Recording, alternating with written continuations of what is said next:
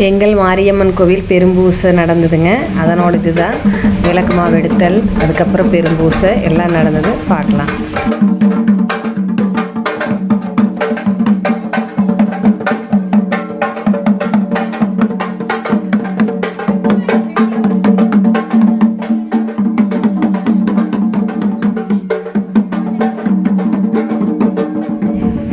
நேற்றைய இரவே பால் குடம் தீத்து குடம் எல்லாம் முடிஞ்சுதுங்க.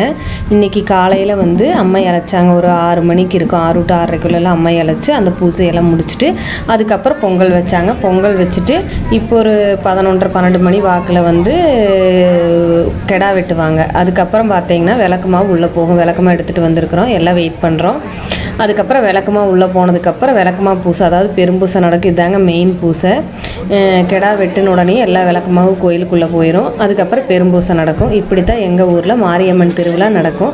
உங்கள் ஊரில் எப்படி நடக்குன்னு சொல்லுங்கள் எல்லாரும். இப்போ கெடாயை வெட்டியாச்சு. இப்போ விளக்கமா எல்லாமே உள்ளே போகுது. எல்லோரும் உள்ளே கொண்டு போய் வச்சுட்டு பெரும்பூசை முடிஞ்சதுக்கப்புறம் தான் விளக்கு மாவை எடுத்துகிட்டு வரணும். பயங்கரமான வெயில், ஆனால் இருந்தாலும் நம்மளோட அம்மன் சக்தி வாய்ந்த அம்மனுங்க. இப்போ பாருங்கள், கம்பை பிடுங்குற டைமில் மழை வந்துடும். எங்கள் ஊர் மாரியம்மன் ரொம்ப ரொம்ப சக்தி வாய்ந்த அம்மன். மழை வராமல் இருக்காது. கம்பன் பிடுங்குறப்போ என்ன வெயில் என்ன இருந்தாலும் மழை வந்துடுங்க. அதுதாங்க மாரியம்மன். எங்கள் அம்மா சக்தி வாய்ந்த அம்மா. எங்களுக்கு வரமருளம் அம்மா. நீங்களும் எங்கள் அம்மாவோட அருளை வாங்கிக்கிங்க. எல்லாருக்கும் எல்லா வளமும் எல்லா நலமும் எங்கள் அம்மா அருள்வாங்க. அனைவரும் பல்லாண்டு பல்லாண்டு பல்லாயிரத்தாண்டு வாழ எங்கள் அம்மனை வேண்டுகொள்கிறேன். நீங்களும் நல்லா இருங்க, எல்லாரும் நல்லா இருக்குங்க.